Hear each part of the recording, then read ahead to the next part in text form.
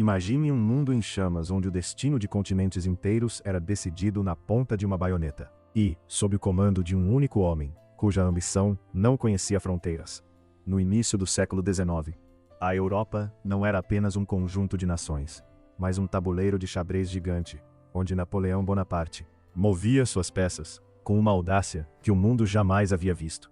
Para entender as guerras napoleônicas, precisamos mergulhar no caos que se seguiu à Revolução Francesa, quando o antigo regime desmoronou e uma nova ordem tentava nascer entre o sangue da guilhotina e o clamor por liberdade, igualdade e fraternidade. Napoleão não surgiu do nada. Ele foi o produto desse turbilhão, um jovem oficial de artilharia da Córcega, que subiu na hierarquia militar com uma velocidade estonteante, transformando-se de um soldado desconhecido no imperador dos franceses.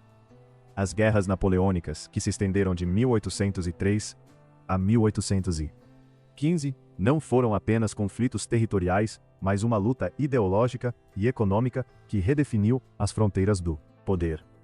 De um lado, tínhamos a França expansionista, e do outro sucessivas coalizões lideradas pela Grã-Bretanha, Áustria, Prússia e Rússia, que viam em Napoleão uma ameaça existencial à estabilidade monárquica da Europa.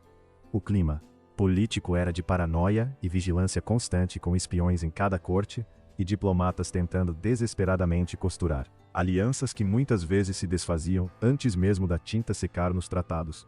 Napoleão era um mestre da guerra psicológica e da logística, capaz de mover exércitos imensos com uma rapidez que deixava seus adversários atordoados. Ele não queria apenas vencer batalhas, ele queria transformar a sociedade, introduzindo o Código Napoleônico, que modernizou leis e eliminou privilégios feudais por onde passava. No entanto, essa modernização vinha com o preço da ocupação militar e da imposição da vontade francesa. O cotidiano das pessoas comuns era marcado pela incerteza, com jovens sendo recrutados para o grande exército e famílias inteiras vendo suas colheitas serem confiscadas para alimentar as tropas em marcha. O cheiro de pólvora e o som de tambores tornaram-se a trilha sonora de uma geração que viu o mapa da Europa ser redesenhado repetidas vezes. Para compreender a genialidade tática de Napoleão, precisamos olhar para o campo de batalha de Austerlitz em 2 de dezembro de 1805. Conhecida como a Batalha dos Três Imperadores, Austerlitz é considerada a obra-prima militar de Bonaparte. Imagine o cenário: uma manhã fria e nebulosa na atual República Tcheca, onde o exército francês enfrentava as forças combinadas do imperador russo Alexandre I e do imperador austríaco Francisco II. Napoleão estava em desvantagem numérica, mas ele possuía algo que seus inimigos não tinham: uma visão clara de como manipular a percepção do adversário. Ele deliberadamente enfraqueceu seu flanco direito, convidando os aliados a atacarem ali, acreditando que os franceses estavam prestes a colapsar. Foi uma armadilha magistral. Russos e austríacos moviam suas tropas para o sul, abandonando as posições elevadas no Planalto de Pratzen.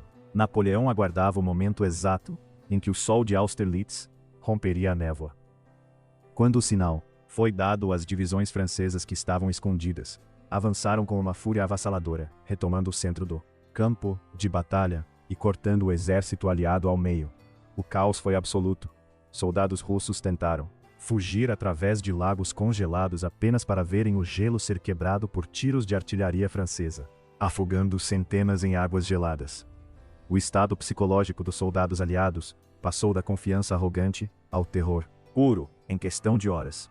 Austerlitz não foi apenas uma vitória militar, foi um golpe político que forçou a Áustria a assinar a paz e dissolveu o milenar Sacro Império Romano-Germânico. Napoleão provou que a inteligência e a velocidade de execução podiam superar números brutos, e essa vitória consolidou sua hegemonia na Europa Central, transformando-o no árbitro supremo do continente. Mas o poder de Napoleão não era inabalável, e sua queda começou a ser desenhada nas vastas e gélidas planícies da Rússia em 1812. A decisão de invadir a Rússia foi talvez o maior erro estratégico da história militar moderna. Napoleão reuniu o Grande Exército, uma força multinacional de mais de 600 mil homens, a maior já vista até então, com o objetivo de forçar o czar Alexandre I a aderir ao bloqueio continental contra a Inglaterra. O que Napoleão não previu foi a resiliência russa e a tática Terra arrasada. À medida que os franceses avançavam, os russos recuavam, destruindo tudo que pudesse servir de sustento para o invasor. Cidades eram queimadas, poços eram envenenados, e plantações eram reduzidas a cinzas. O calor do verão russo era sufocante, e as doenças começaram a dizimar as tropas antes mesmo da primeira grande batalha. Quando finalmente chegaram a Borodino, o confronto foi um massacre sangrento e inconclusivo. Napoleão entrou em Moscou, esperando uma rendição, mas encontrou uma cidade deserta que logo foi consumida por incêndios misteriosos. Sem suprimentos e com o inverno se aproximando, o imperador foi forçado a iniciar a retirada. Foi então que o general Inverno lançou seu ataque final. Temperaturas caíram para 30 graus abaixo de zero, transformando a marcha de volta em um corredor da morte. Soldados morriam congelados enquanto caminhavam. Cavalos eram devorados vivos pela fome, e os cossacos russos perseguiam os remanescentes como lobos. 1000, que partiram, menos de 100.000 retornaram. A aura de invencibilidade de Napoleão havia sido destruída no gelo e na neve da Rússia, deixando a França vulnerável e seus inimigos encorajados a formar uma nova e definitiva coalizão.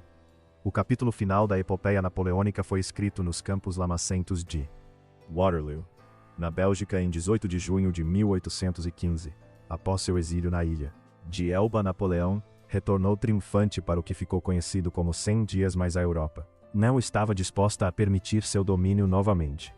Em Waterloo, ele enfrentou o Duque de Wellington, liderando uma força britânica e aliada, e o marechal prussiano Blücher. O terreno estava encharcado por chuvas torrenciais, o que atrasou o início do ataque francês, pois Napoleão precisava que o solo secasse para mover sua artilharia. Esse atraso foi fatal. A batalha foi um duelo de vontades. Wellington posicionou suas tropas atrás de uma crista, protegendo-as do fogo direto, e formou quadrados de infantaria que resistiram heroicamente às cargas de cavalaria francesa lideradas pelo impetuoso Marechal Ney. O barulho era ensurdecedor, gritos de homens-cavalos relinchando e o estrondo constante dos canhões, criando uma cortina de fumaça que impedia a visão. Momento decisivo ocorreu quando a lendária Guarda Imperial de Napoleão, seus soldados mais veteranos e temidos, foi lançada no ataque final. Pela primeira vez na história, a guarda recuou. Ao mesmo tempo, os prussianos de Blücher chegaram ao campo de batalha, atacando o flanco francês. O exército de Napoleão entrou em colapso e o imperador foi forçado a fugir. Waterloo marcou o fim definitivo da era napoleônica e o início de um novo equilíbrio de poder na Europa, estabelecido pelo Congresso de Viena, mas as sementes do nacionalismo e do liberalismo já haviam sido plantadas por todo o continente. Sangrava as ondas de choque desses conflitos atravessaram o Atlântico e mudaram para sempre o destino do Brasil. O bloqueio continental imposto por Napoleão em 1806 proibia qualquer nação europeia de comercializar com a Grã-Bretanha. Portugal, um aliado histórico dos ingleses, encontrou-se em uma posição impossível entre a pressão francesa e a dependência britânica. Quando Napoleão ordenou a invasão de Portugal, em 1807, o príncipe regente Dom João tomou uma decisão sem precedentes na história das monarquias: a transferência de toda a corte portuguesa para o Brasil, sob a proteção da Marinha Britânica. Cerca de 15.000 pessoas cruzaram o oceano em navios superlotados, trazendo consigo a Biblioteca Real, o Tesouro e a estrutura administrativa do reino. A chegada da família real ao Rio de Janeiro, em 1808, transformou o Brasil de uma colônia explorada em sede do Império Português. A abertura dos portos às nações amigas pôs fim ao pacto colonial e permitiu que o Brasil se integrasse diretamente ao comércio mundial. O Rio de Janeiro foi modernizado com a criação do Banco do Brasil, da Imprensa Régia e do Jardim Botânico. Essa mudança de status foi fundamental para o processo de independência. O Brasil deixou de ser apenas um território de onde se extraíam riquezas para se tornar um centro político e cultural. Sem as guerras napoleônicas e o bloqueio continental, a família real provavelmente nunca teria vindo para a América, e a independência do Brasil poderia ter seguido um caminho muito mais fragmentado e violento, como ocorreu nas colônias espanholas.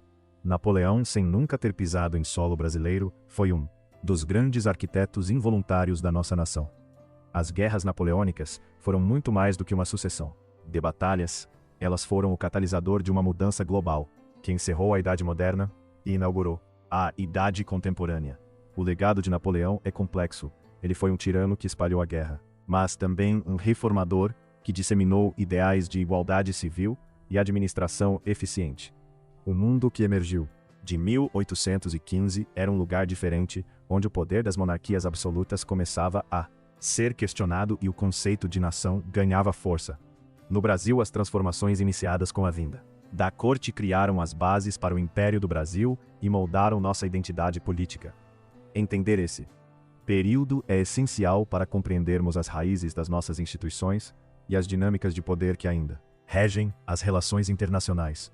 A história de Napoleão nos ensina sobre os limites da ambição humana e como eventos ocorridos a milhares de quilômetros de distância podem alterar o curso da vida de milhões de pessoas em outros continentes.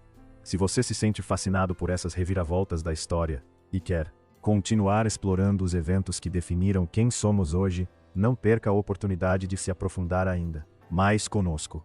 Este é apenas um dos muitos capítulos épicos que temos para contar desta jornada pelas guerras napoleônicas e quer descobrir mais segredos do passado?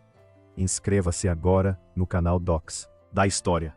Ative o sininho para não perder nossos próximos documentários e deixe seu comentário abaixo dizendo qual dessas batalhas ou eventos você achou mais impactante.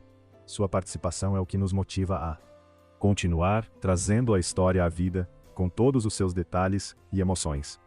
Acompanhe nossos próximos vídeos e torne-se um mestre no conhecimento do passado para entender melhor o presente. Até a próxima viagem no tempo.